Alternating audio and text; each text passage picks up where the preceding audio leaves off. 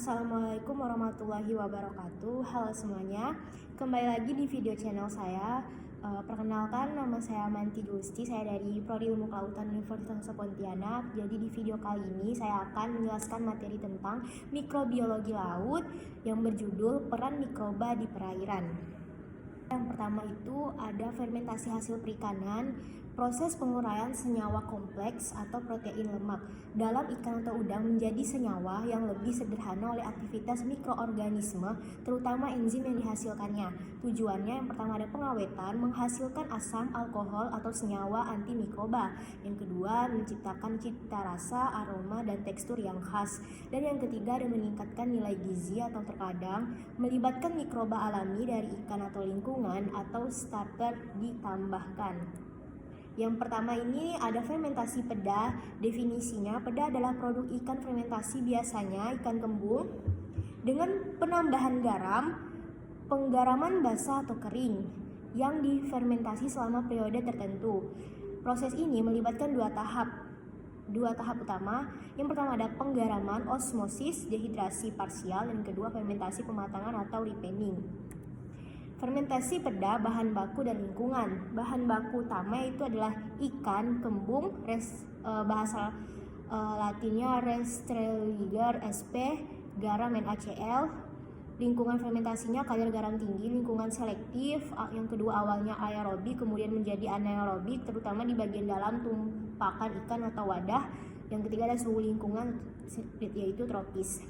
Fermentasi peda, peran garam. Seleksi mikroba, hanya mikroba halofilik atau suka garam atau halotoleran tahan garam yang dapat tumbuh. Penghambatan pembusuk, mencegah pertumbuhan bakteri pembusuk, misal Pseudomonas acinetobacter yang tidak tahan garam tinggi. Penarikan air menggunakan aktivitas air seperti AW menghambat pertumbuhan mikroba yang tidak diinginkan. Yang terakhir, aktivasi enzim, membantu mengaktifasi enzim proteolitik alami dari ikan, yaitu autolisis. Mikroba dominan dalam fermentasi peda. Terjadi suksesi mikroba, yaitu perubahan komunitas seiring waktu. Dominan bakteri asam laktat atau BAL, halofilik atau halotoleran. Contohnya Tetragonococcus, Pedicoccus, Weisale, Lactobacillus, beberapa spesies halotoleran. Lainnya terutama tahap awal atau permukaan bakteri gram positif, Coccus, Staphylococcus, Micrococcus halofilik, beberapa Khamir halofilik. Selanjutnya masuk ke pembahasan fermentasi peda, yaitu proses biokimia yang pertama autolisis, enzim ikan, enzim proteolitik seperti tripsin, chymotrypsin dari jeroan dan daging ikan mulai memecah protein. Ini penting di tahap awal. Aktivitas mikrobanya seperti proteolisis, mikroba terutama bakteri menghasilkan enzim, proteasa ekstraseluler, protein, peptida, asam amino. Hasilnya tekstur ikan menjadi lebih lunak, terbentuk prekursor rasa. Fermentasi peda, proses biokimia yang kedua, aktivitas mikroba lainnya. Yang pertama fermentasi karbohidrat, jika ada bal memfermentasi gula, sisa glikogen ikan, asam laktat, menurunkan pH sedikit, berkontribusi pada pengawetan dan rasa. Yang kedua, lipolisis, sedikit pemecahan lemak oleh lipase dari ikan atau mikroba.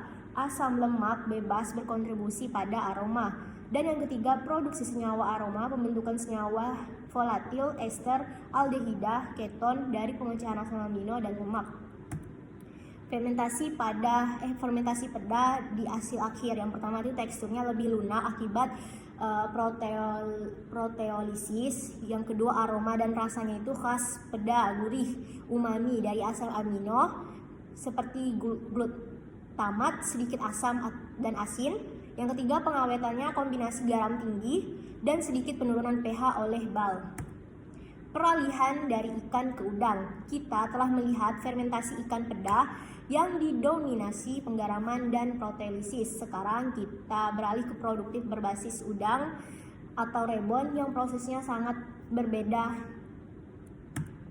Yang pertama ini ada fermentasi terasi.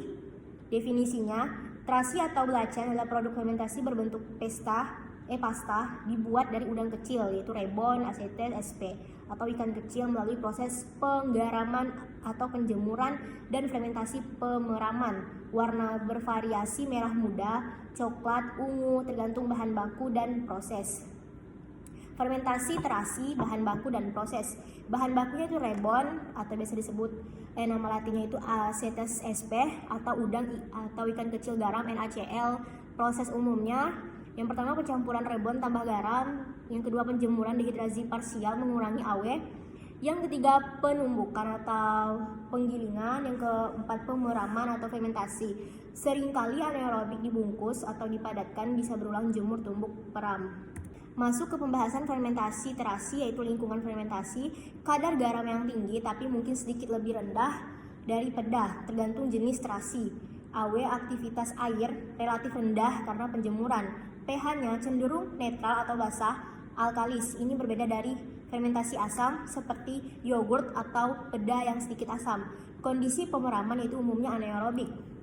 Mikroba dominan dalam fermentasi terasi. Karena kondisi garam tinggi, pH netral atau basah, mikroba yang dominan berbeda dari pedah. Dominannya bakteri halofilik atau halotoleran yang alkalifilik sedikit atau suka basah, atau alkalitoleran. Contohnya seperti yang pertama ada Bacillus sp, sangat umum, misalnya B. subtilis, B. liciniformis, B. amylolicofaciens. Yang kedua bakteri kokus seperti gram positif, misalnya Staphylococcus halofilik.